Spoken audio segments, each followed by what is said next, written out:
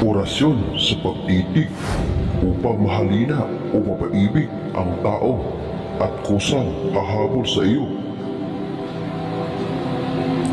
Ito ay isang uri ng gayuma. Gamit ang pagtitig. Maraming kaparaanan ang paggamit ng gayuma.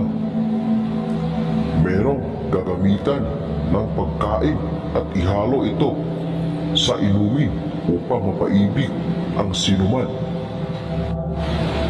At kahit sa makabagong panahon ay marami pa rin naniniwala sa kapangyarihan at bisa ng gayuma. Dahil ito ay marami nang nakapagpatunay sa galing ng bisa nito. Kaya sa episode na ito ay ating ibabahagi ang orasyon sa pagtitig upang mahalina at mapaibig ang taong nais mong gayumahin. Ito ang dapat mong gawin. Bago ka aalis ng bahay, ay dapat magdasal ng 3 Ama Namin, isa Panginoong Maria at isang sumasampalataya.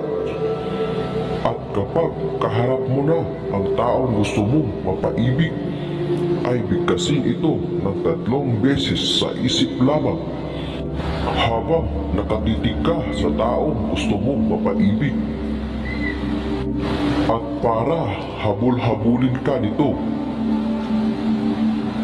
ito na po ang orasyon na iyong bibigkasin sa isip lamang ng 3 beses habang nakatitig ka sa taong nais mong mapaibig, mapaakit at habol-habulin ka. Quae sumus Salimay Veta Sibi creditum Itum Moko Vini Jesus Amor Amoes Pax Pubis Persilam Iloxit Amodisimus Pu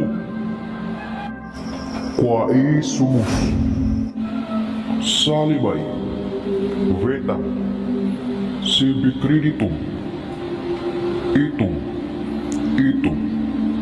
Moko Vini Jesus Amor Amoes Pax Pubis Persilam Iloxit Amodisimus Pu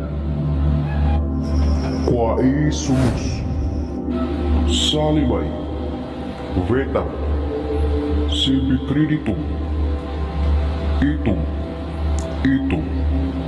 Moko Vini Jesus Amor Amoes Pax Pubis Persilam Iloxit Amodisimus Pu. Dahan-dahan lamang sa pagbigkas at huwag madaliin para maisagawa mo ito ng tama. Yan po ang ating orasyon sa pagtitig upang mahalina o mapaibig ang taong gusto mong mapaibig sa iyo. Hanggang dito na lamang ang ating kaalaman para sa araw na ito. Muli, maraming salamat sa inyong walang sawang panonood. God bless us all.